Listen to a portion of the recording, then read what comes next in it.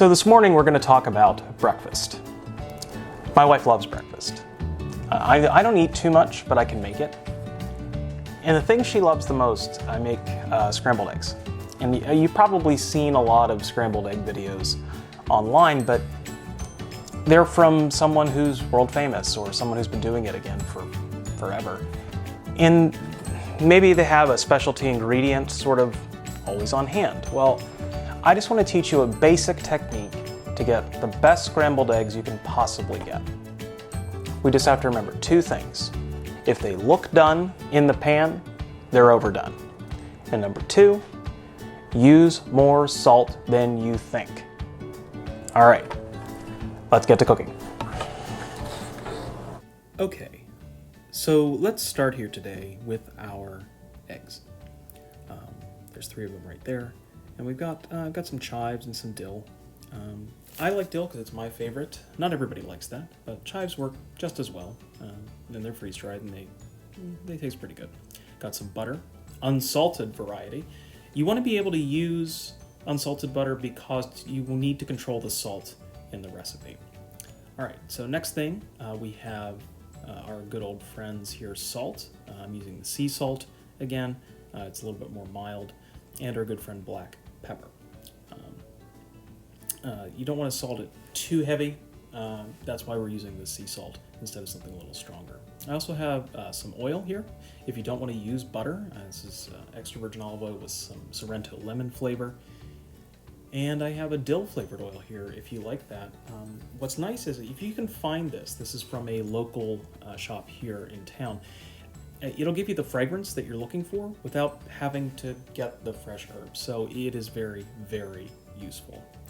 Also, to make this a little healthier, you can use the spray butter stuff, and that will give you a very similar taste, and it works pretty well and much lower calories. But the unsalted butter is how I do it, so we're going to go ahead and do it that way today. Also, the freeze-dried herbs, just remember, you need to use just a little bit more than fresh because the oil needs to reconstitute itself into the liquid. All right, let's begin. Okay, first things first, we need to crack our eggs.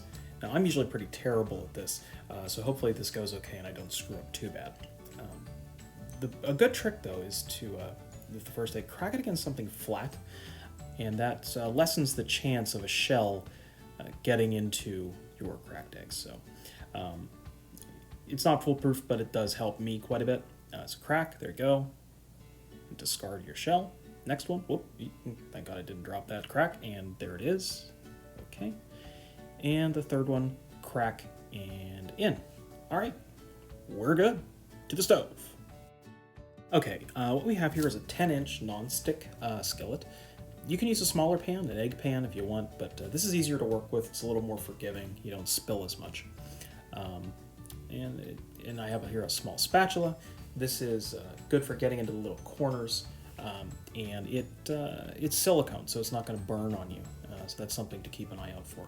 Try not to use plastic on high heat because it will melt. All right, next thing, unsalted butter. Again, this is the way that I make them. If you want to use the oil, go ahead. You really just need about a tablespoon of cooking fat. All right, grip on the knife, again, like we showed before, and we cut our butter, and there we go. Okay, so what we want to do is put our butter into a cold pan. The reason we start with a cold pan is we want everything to come up to the temperature at the same time. Put our eggs in, and we're going to go ahead and put them in whole and then break our yolks in the pan. You don't want to whip your eggs ahead of time in a bowl. If you do that, you can over whip them and they can get really, really firm and dry in the pan. So this is the way we're going to handle this. A little salt. Always salt your eggs ahead of time. About 3 turns. That's really all you need. That's maybe about a teaspoon. Next, we're going to put a little pepper. And when I say a little, I mean a little. About half a teaspoon or so. 1 grind, maybe from your pepper grinder. And then we're going to crank the stove to high heat, and we're going to start stirring. Now you're going to see this looks a little different than most eggs you're going to see. American eggs, English eggs, and French eggs are all different. I learned to make these when I was living in the United Kingdom. And this is, I think, the best method. It produces a really nice, tender, fluffy egg. So you see here, we'll go ahead and we're going to whip this.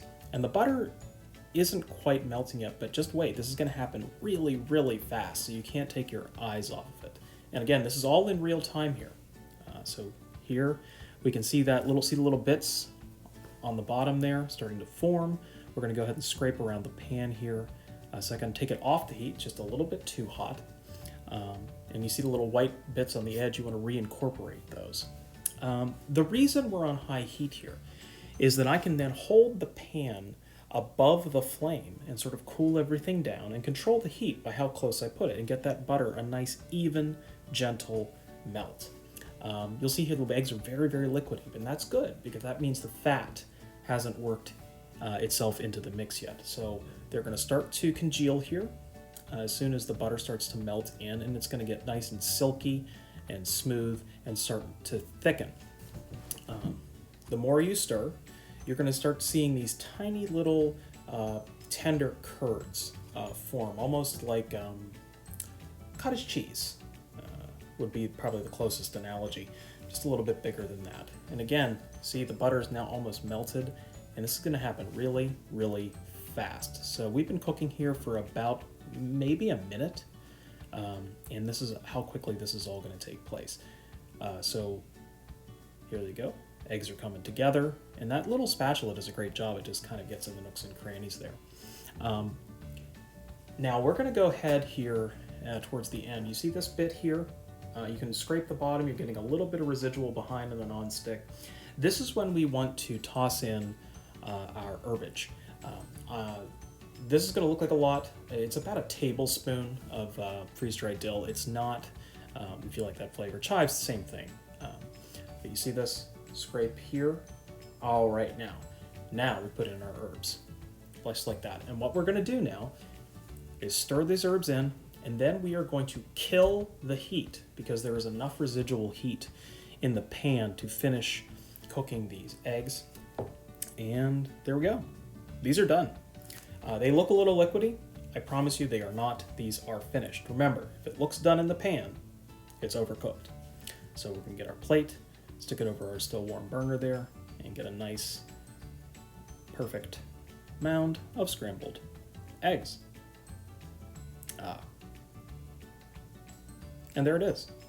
It's really that simple. I like to add a little garnish. I'm going to put a few chives here on top. That's it. Simple breakfast, easy, and that took about, 2.5 minutes.